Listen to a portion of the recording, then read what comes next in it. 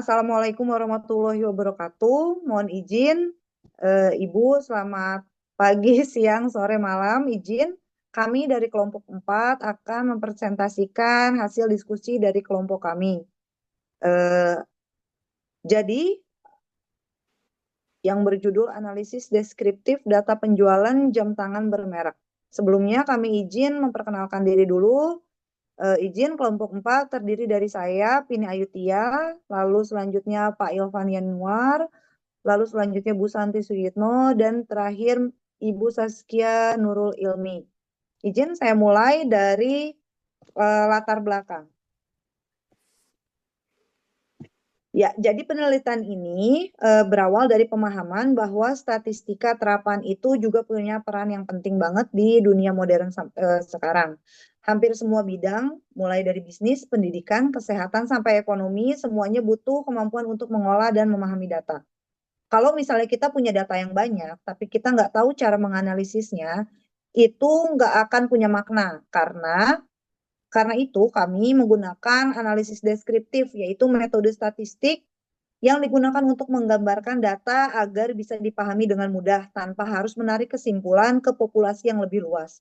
Dalam analisis deskriptif ini, kami menggunakan beberapa ukuran penting, misalnya mean, median, dan modus. Selain itu, kami juga melihat ukuran penyebaran data seperti range, varian, dan standar deviasi untuk mengetahui seberapa besar perbedaan atau variasi antar data yang ada. Lalu, kenapa kami memilih topik penjualan jam tangan bermerek? Karena industri jam tangan ini menarik sekali untuk diteliti. Setiap negara mempunyai karakter pasar yang berbeda. Negara dengan pendapatan tertinggi cenderung membeli jam tangan premium. Sedangkan negara dengan pendapatan menengah lebih memilih yang kualitas bagus tapi harga terjangkau. Perbedaan inilah yang ingin kami lihat melalui pendekatan statistik deskriptif. Jadi singkatnya, tujuan kami di bagian latar belakang ini adalah untuk menunjukkan bahwa statistika deskriptif bisa menjadi alat penting dalam memahami data bisnis secara nyata. Seperti kasus penjualan jam tangan ini menjadi contoh konkret penerapannya. Lalu konsep dasarnya, kita mulai dari konsep dasarnya dulu ya.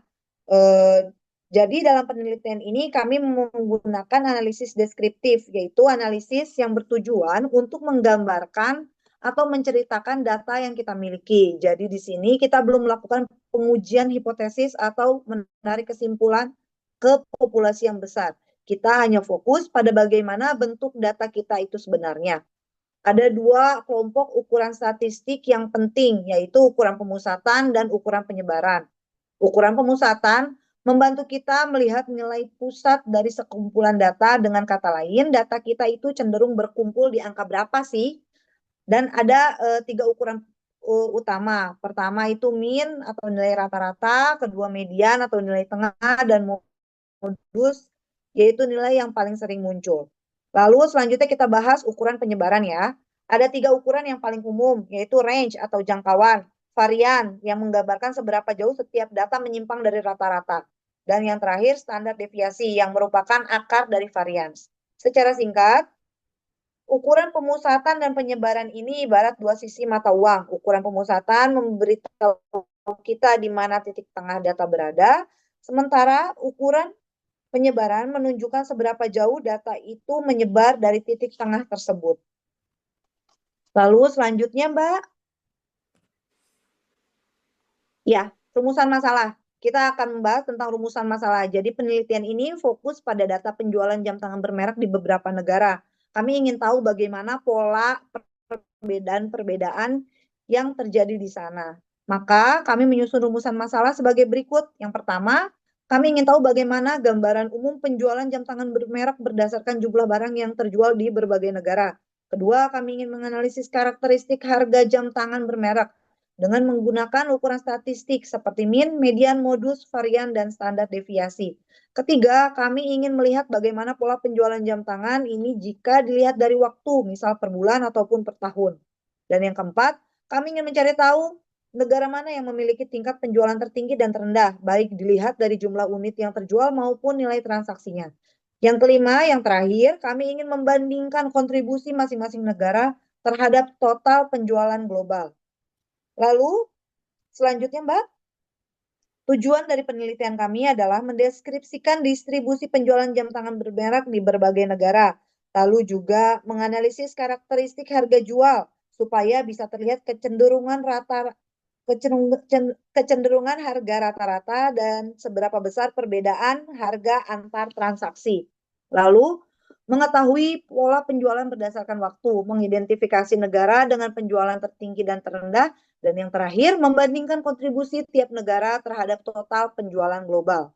Jadi, penelitian kami tidak hanya ingin tahu berapa banyak jam tangan yang terjual, tapi juga ingin memahami pola, variasi harga, waktu penjualan, dan perbedaan antar negara. Dengan begitu, hasilnya bisa berguna bukan hanya secara akademik, tapi juga secara praktis bagi pihak bisnis yang ingin mengenal pasar global lebih baik lagi. Lalu selanjutnya, next. Penelitian ini menggunakan pendekatan kuantitatif deskriptif, artinya kami tidak melakukan uji hipotesis atau membuat kesimpulan untuk populasi yang besar, tapi fokus pada menggambarkan data secara sistematis agar bisa dilihat polanya dengan jelas. Jadi, langkah pertama yang kami lakukan adalah mengumpulkan data sekunder. Data ini kami ambil dari sebuah dataset yang sudah tersedia dalam format Microsoft Excel. Di dalam data itu ada 7 variabel utama. Pertama, BILNO, item name, quantity, date, price, customer ID, dan country. Sebelum dianalisis, data ini kami periksa dan bersihkan dahulu supaya lebih akurat hasilnya. Kami memastikan tidak ada data kosong, format datanya sudah sesuai dan benar, dan tidak ada duplikasi transaksi. Proses ini penting sekali karena kalau ada data yang tidak valid, hasilnya bisa salah. Setelah data dinyatakan bersih dan siap, barulah kami masuk ke tahap analisis menggunakan Microsoft Excel. Ada 4 langkah utama yang kami lakukan, yaitu pertama, menghitung ukuran pemusatan, lalu menghitung ukuran penyebaran, membuat tabel dan grafik, dan menafsirkan hasil perhitungan. Selain itu, kami juga menambahkan beberapa tahap pendukung, seperti membuat variabel turunan yang kami sebut revenue, mengelompokkan data berdasarkan negara dan waktu, dan yang terakhir kami membuat visualisasi berupa grafik batang, diagram garis, tabel, agar hasil analisisnya mudah dibaca dan dipahami. Seluruh analisis dikerjakan dengan bantuan Microsoft Excel karena software ini cukup lengkap untuk perhitungan statistik dasar dan visualisasi sederhana. Metodologi ini membantu kami untuk mengubah data mentah menjadi informasi yang bisa dibaca, mulai dari membersihkan data, menghitung nilai statistik, sampai menafsirkan hasilnya dengan cara sistematis dan transparan. Jadi, melalui metodologi ini, kami ingin menunjukkan bahwa dengan teknik statistik deskriptif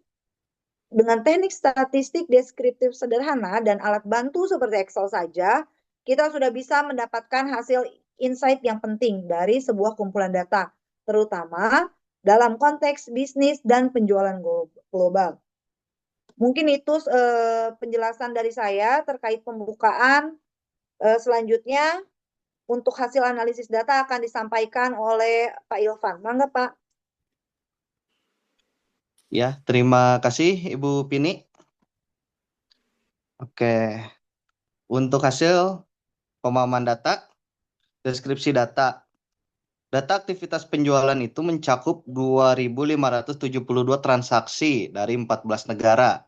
Ini dalam jangka waktu 1 Desember 2010 sampai dengan 11 Januari 2011. Untuk deskripsi data ini juga kita menggunakan 7 variabel mencerminkan detail setiap transaksi.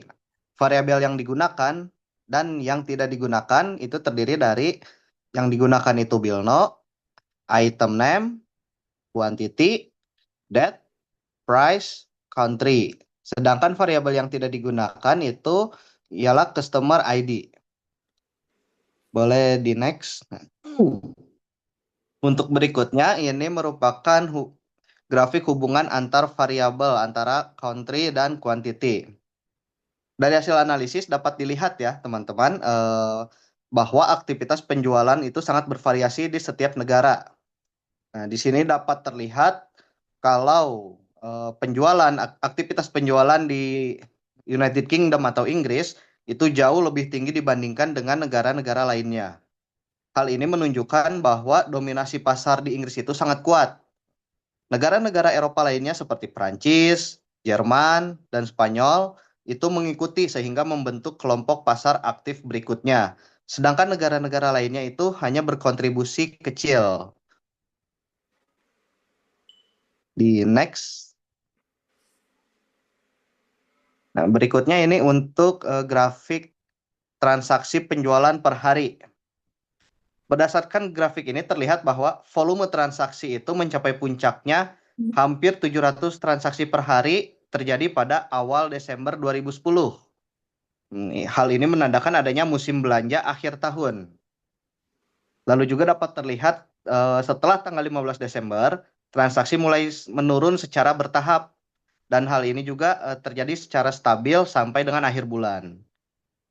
Kemudian, pada awal Januari 2011, grafik menunjukkan kenaikan kecil kembali, yang kemungkinan besar disebabkan oleh permintaan pasca liburan. Artinya, penjualan jam tangan bermerek ini memiliki pola musiman, dengan puncak pada bulan Desember, yaitu menjelang Natal dan Tahun Baru. Next. Nah, berikutnya untuk diagram lingkaran. Ya. Hubungan antar variabel kontribusi penjualan jam tangan bermerek per negara. Dari tabel ini sangat terlihat ya teman-teman ya bahwa Inggris menyumbang hampir setengah dari pendapatan global.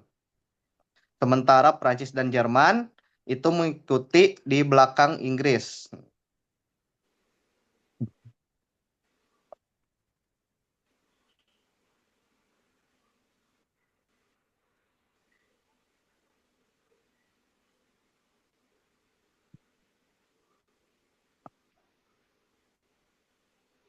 Boleh di next.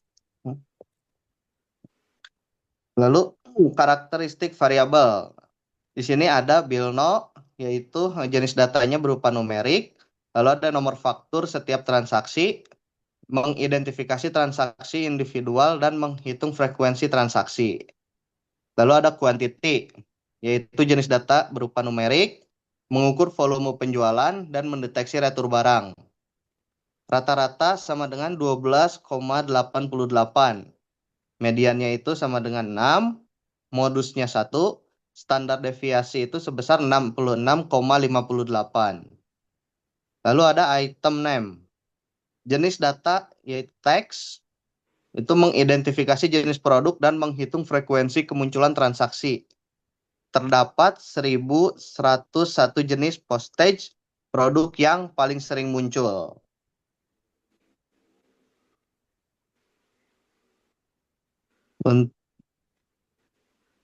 Untuk berikutnya bisa dibacakan oleh Ibu Santi Suyitno. Ya. Nah, terima kasih Pak Ilvan. Saya melanjuti kembali mengenai karakteristik variabel. Di sini kita menggunakan data date. Date ini jenis data adalah waktu yang dilihat. Lalu tanggal dan waktu saat transaksi, di mana ada transaksi menggunakan pastinya pembelian maupun apa adanya tanggal dan waktu untuk track record. Lalu menganalisis tren penjualan berdasarkan waktu. Lalu kita membaca karakteristik berdasarkan customer ID, yaitu jenis data menggunakan numerik, nomor identifikasi pelanggan, dan tidak digunakan untuk karena data tidak lengkap dan tidak berpengaruh terhadap pola penjualan. Lalu ada karakteristik price, belian USD, jenis data numerik. Harga jual satuan produk juga akan terhitung. Lalu ada rata-rata 3,34, median sama dengan 2,1, modus sama dengan 1,25, standar deviasi 6,35. Lalu berdasarkan country, jenis data berkategorikan. Totalnya 14 negara dengan negara dominan yaitu United Kingdom. Lalu menganalisis persebaran transaksi antar negara dan pasar utama dan penjualan. Next. Oke, implikasi variabel terhadap model yaitu adanya quantity dan price berperan sebagai faktor utama dalam menggambarkan pendapatan. Lalu dari that memberikan konteks untuk menganalisis pola penjualan berdasarkan waktu. Untuk country yaitu membantu mengidentifikasi perbedaan perilaku pasar dan distribusi transaksi global. Nah, item name memberikan informasi tentang produk yang populer dan frekuensi transaksi tiap produk. Lalu bill now itu digunakan untuk menghitung jumlah transaksi. Customer ID digunakan untuk segmentasi pelanggan jika data lengkap. Persiapan data yang kami lakukan yaitu satu, identifikasi struktur dan sumber data. Langkah-langkah yang dilakukan yaitu memeriksa jumlah observasi dan atribut, mengidentifikasi variabel, menetapkan baris ketiga sebagai header utama. Lalu yang kedua, langkah yang tidak dilakukan yaitu menggabungkan dengan data set lain, menambahkan data dari sumber eksternal. Lalu yang kedua, persiapan data cleaning, yaitu langkahnya yang dilakukan menghapus entry yang tidak memiliki nilai pada kolom, mengubah tipe data, mengkonversi kolom data menjadi data type, menghapus entry ganda, menstandarkan nama kolom. Lalu lanjut langkah yang tidak dilakukan, pengisian nilai kosong, menghapus nilai ekstrim. Yang ketiga, persiapan datanya kita lakukan validasi dan konsistensi data. Langkah yang dilakukan memeriksa konsistensi quantity dan price, mengevaluasi kolom customer ID, memastikan data tersusun secara kronologis. Lalu langkah yang tidak dilakukan, normalisasi, mengisi nilai hilang. Yang keempat, transformasi data, yaitu langkah yang dilakukan menambahkan variabel turunan, mengelompokkan variabel price menjadi 4 kategori, mengkelompokkan data berdasarkan country dan data. Langkah yang tidak dilakukan, rekayasa fitur lanjutan. Persiapan data yang terakhir nomor 5, menyiapkan data, yaitu langkahnya dilakukan menyimpan hasil pengelolaan dalam format CSV dan Excel. Langkah yang tidak dilakukan menyimpan ke basis data rasional, menerapkan otomatis alur kerja menggunakan ETL.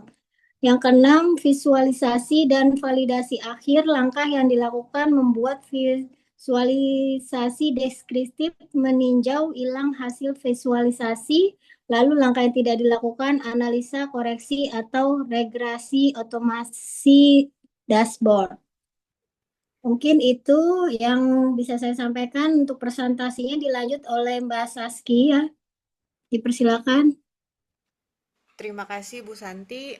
Selanjutnya ada interpretasi dari hasil yang sudah dijelaskan oleh teman-teman. Yang pertama, interpretasi distribusi kuantiti. Jadi mayoritas transaksi ini memiliki jumlah pembelian antara 1 sampai 20 unit.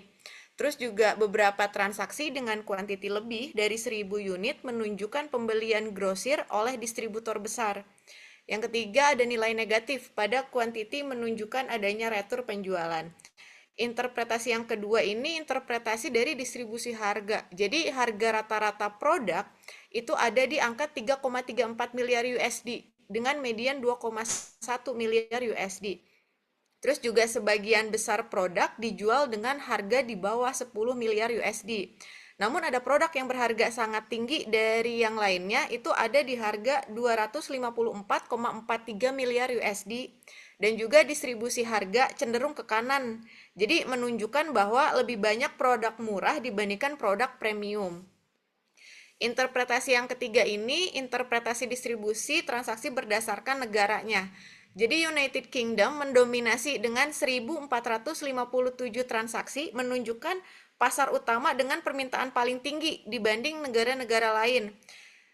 Terus juga negara France, Jerman, dan Spain, dia memiliki potensi pasar yang kuat. Yang terakhir, negara Poland, Italia, dan Netherlands ini menunjukkan pasar kecil atau distribusinya pun terbatas. Yang keempat, ada interpretasi tren penjualan berdasarkan waktu. Jadi, puncak transaksi terjadi pada awal Desember yang dipengaruhi oleh musim belanja akhir tahun. Penurunan juga terjadi setelah pertengahan Desember. Ini artinya aktivitas belanja menurun setelah musim liburan. Yang terakhir, ada sedikit kenaikan pada awal Januari menunjukkan adanya juga permintaan pasca liburan. Yang terakhir ada interpretasi model pendapatan. Jadi United Kingdom berkontribusi 46,8% dari total pendapatan. Ini menunjukkan pasar domestik yang sangat besar. Terus juga negara-negara seperti Australia, Jepang, France, dan Jerman memberikan kontribusi signifikan terhadap pendapatan global. Yang terakhir, negara-negara seperti Netherlands, Italia, Poland ini menunjukkan potensi besar terbatas, tetapi punya peluang untuk dikembangkan. Kesimpulan dari kelompok kami yang sudah dibuat nih, kita bikin 5 kesimpulan. Jadi yang pertama ini, penjualan jam tangan bermerek didominasi oleh negara besar seperti United Kingdom, France, Germany, Spain. Ini menunjukkan potensi pasar yang kuat. Negara seperti Poland, Italia, dan Netherlands menunjukkan potensi pasar yang lebih kecil. Kesimpulan yang kedua, harga rata-rata produk juga 3,34 miliar USD dengan distribusi harga miring ke kanan. Ini artinya sebagian besar produk dijual dengan harga menengah hingga rendah. Yang ketiga, volume penjualan meningkat tajam pada awal hingga pertengahan Desember 2010. Tapi setelah itu, transaksi menurun drastis setelah awal Januari 2011. Yang keempat, United Kingdom berkontribusi hampir setengah dari total pendapatan global, yaitu sebesar 46,8%. Negara-negara seperti Netherlands, Italia, dan Poland memiliki kontribusi yang kecil. Yang terakhir, negara dengan volume transaksi tinggi dan harga produk menengah sampai tinggi memberikan kontribusi terbesar terhadap pendapatan global. Saran-saran yang kelompok kami bisa beri di bagian manajemen ini, perkuat sistem informasi penjualan real time dan optimalisasi segmentasi pasar. Ini maksudnya perusahaan ini bisa mengembangkan sistem informasi penjualan terpadu gitu. Jadi maksudnya mencatat transaksi secara real time, termasuk transaksi retur yang ditandai dengan nilai kuantiti negatif gitu. Ada saran di bagian pemasarannya. Ini fokus pada promosi musiman dan kembangkan pasar internasional serta gunakan strategi harga dinamis. Ini maksudnya itu setiap bulan Desember bisa nih dibikin promosi, difokusin pakai kampanye kayak Holiday Luxury Sale atau New Year Premium Collection gitu. Jadi bisa dijalankan sejak pertengahan November. Selain itu juga divisi pemasaran bisa memperluas jangkauan ke negara-negara dengan negara yang punya potensial seperti Jepang, France, Germany, Spain, sama Australia. Ada sarannya juga di pengembang sistem, ini integrasikan analitik dan visualisasi data, serta tambahkan fitur deteksi anomali untuk akurasi data. Ini itu maksudnya, sebaiknya nih sistem informasi penjualan dilengkapi dengan fitur analisis dan visuali otomatis ini. Contohnya itu kayak dibikin grafik tren penjualan berdasarkan waktu, atau diagram distribusi penjualan per negara, juga bisa dibikin perbandingan pendapatan berdasarkan kategori harga. Yang terakhir ada saran untuk peneliti selanjutnya. Ini bisa diperluas cakupan waktu dan wilayah serta menggunakan analisis prediktif untuk tren dan faktor penjualan. Ini maksudnya kalau menambah cakupan waktu kayak menggunakan data 1 tahun penuh nih agar pola musiman bisa dilihat lebih jelas gitu. Untuk yang faktor penjualannya bisa memperkirakan tren penjualan ke depan dan faktor-faktor yang paling mempengaruhi permintaan produk. Mungkin itu saja saran dari kelompok kami. Selanjutnya saya kembalikan ke moderator, Bu Pini, silahkan. Baik, terima kasih Bu Saskia. Izin Ibu, demikian presentasi dari kelompok kami. Mohon maaf apabila ada kesalahan. Wabillahi taufiq wal hidayah. Wassalamualaikum warahmatullahi wabarakatuh. Waalaikumsalam.